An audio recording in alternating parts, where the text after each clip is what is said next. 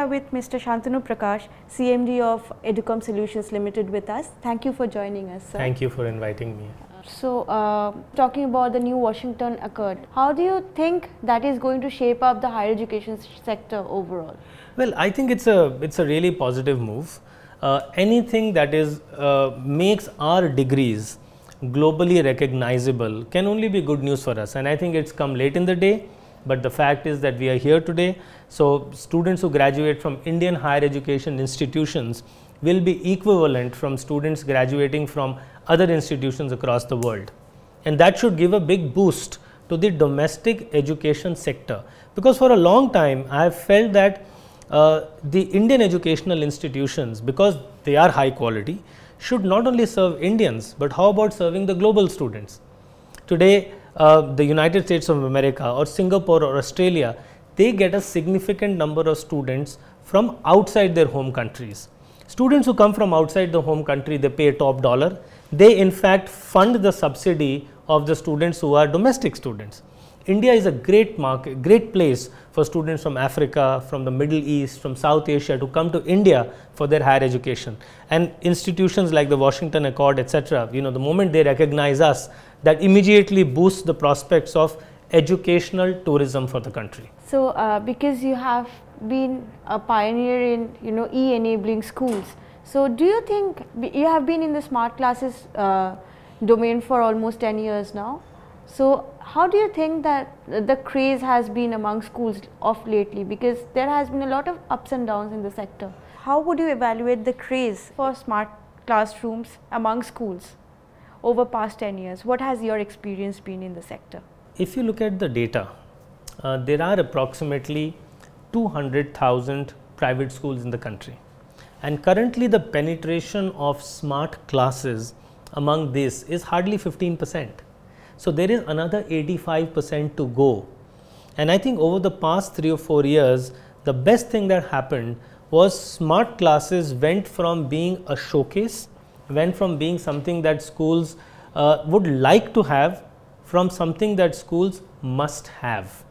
And today we are seeing a huge demand for smart classes, even in smaller towns and cities, even in schools that are not English medium, even in vernacular language schools, because I think parents, teachers and school administrators and school owners have realized that if they want their kids to be globally competitive, these children need to be exposed to globally competitive pedagogical methodologies, and digital classroom is one of them. So I see a very, very bright prospect for digital classrooms across the country. So I think the next 3 years will see more demand for digital classroom than the past 10 years. So are you planning to venture into the rural schools as well, or just the private ones, the good ones in tier 2 cities and all? Well, Educomp is already doing a lot of work with the government. Under the aegis of the Sarv Shiksha Abhiyan program, we have in the past 5 years set up computer labs in more than 15,000 schools across about 20 states in the country. So the rural domain is not unfamiliar to us. In fact, let me tell you that students in rural areas, students in small town areas, their motivation, when they sit in the front of the computer, how much they are able to get out, sometimes we are surprised that it's even more than students in big cities like Delhi, Bangalore and Calcutta. But do you have any plans of getting into the certified online courses segment? Well, currently we don't have plans for certified online courses, but we must distinguish online higher education from digital education. All of digital is not online, all of online is not so-called certified.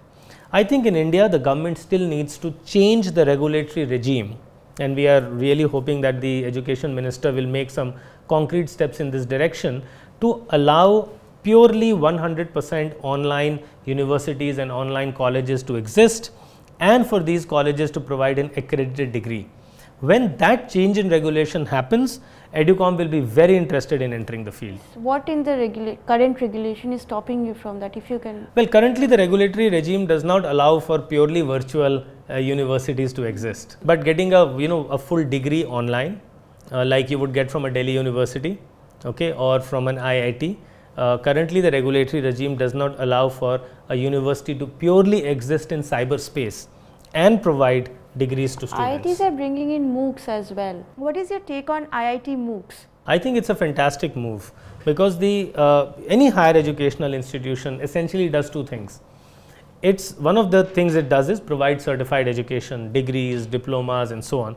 Secondly, it also has amongst its charter a desire to spread education across the country.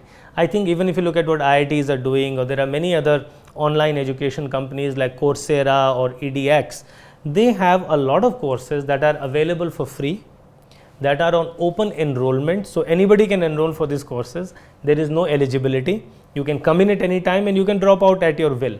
So what these courses really provide is for mid-career professionals, people who would never have a chance of going to a physical IIT because of the intense competition, can now do the same courses online.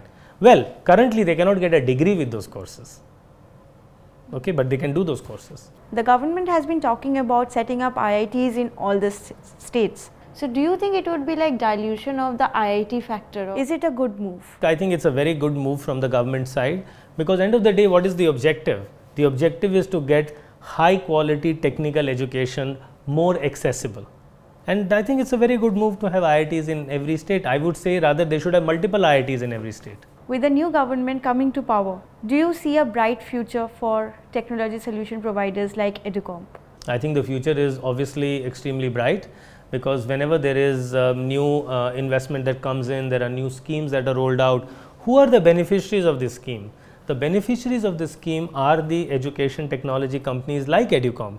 So we are foreseeing a very bright future in the next 5 years. So to sum it up, what are the future plans for Educomp in the coming 2-3 years? We are waiting for the government to come out with the virtual classroom project, the e-enablement project, the public-private partnership project. In fact, I want to specially mention the emphasis that the government is giving on public-private partnerships, because for a very long time, we have believed that that is the direction for education policy in the country. The private sector in India has for long been known for quality, been known for management expertise, and the government has been known to provide a large amount of capital to build schools and colleges. If you marry these two competencies together, you can create magic in education. So we are also waiting for the government to come up with a revised, a refreshed, a rejuvenated scheme for public-private partnerships. Thank you so much. Thank you.